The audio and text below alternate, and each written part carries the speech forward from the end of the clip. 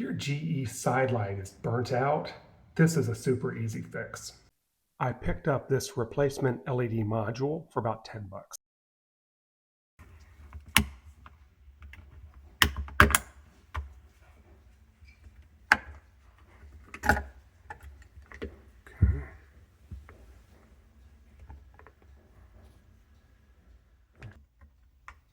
Yeah, that little button right there, can you see that? You push down here.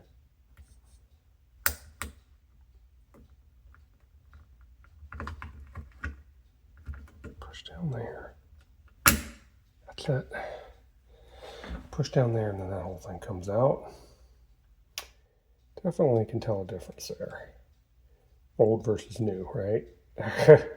Okay, now for the reinstall. Simple. Carefully. So this little piece here goes on top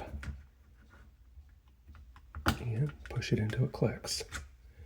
And you can see on the top here it's just a snap-in clips on both sides. Got a clip there. You got a clip there.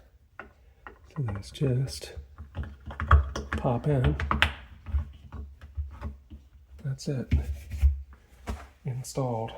Super easy fix, and the fridge is bright again. Check out my other GE fridge repair videos on the channel.